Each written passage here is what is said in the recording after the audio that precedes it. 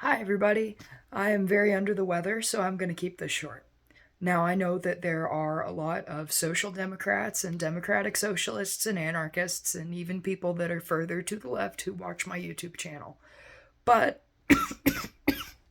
I know a lot of liberals and Democrats in real life, and I have good relationships with them. So, both sides of this sort of a thing, you're going to need to sit with me on this one because I'm doing some reconciling in this video. This is a video kind of talking about a lot of the division within I'm just going to call it the Democratic base or anybody who is not a Republican, and why Kamala lost. And I think a lot of it is because people that are liberal Democrats have done a lot of prioritizing of their own comfort over asking for like material commitments from their candidates. And I think that that has done a great disservice to the voters in America. I think it's done a great disservice to the state of our politics and of civic life. And it kind of touches on this broader thing that I see a lot of people falling into. And they go, I am a Democrat, and that means that I am part of a team. I am part of a club that makes me a good person. I am definitionally a good person because I'm a Democrat. And they also kind of apply this and they say, like, this politician is a Democrat, and so they are definitionally a good person or a good candidate or a good politician. And I see this a lot in people who, people on the left will criticize Kamala Harris rightfully. She lost a very winnable election. That's a tragic thing. That's a very painful thing for a lot of people. And then a lot of people who are more to the center, who are liberals, will bash them.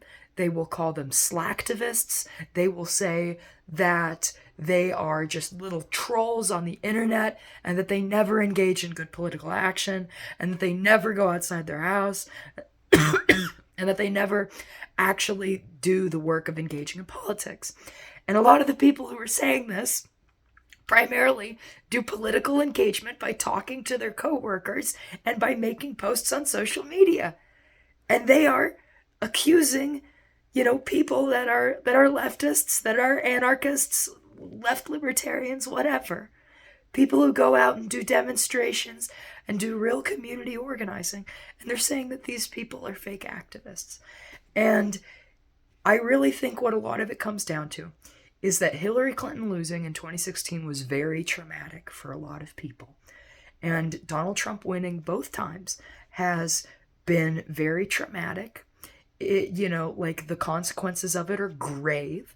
They're horrific. Awful things are happening.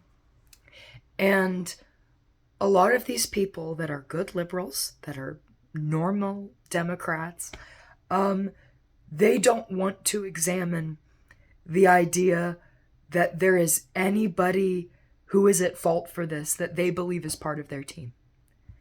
And so that means that they can't question the nominee. They can't question the decisions of the nominee. They can't question the decisions of the central, governing authority of the Democratic Party. They see their job as cheerleading for leadership.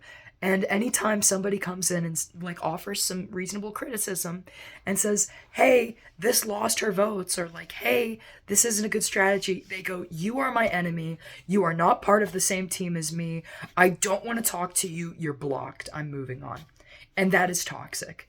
And something that I need people on the left to understand is that it is a childish mentality that a lot of people who want to shut out people with different views have. It is a childish mentality.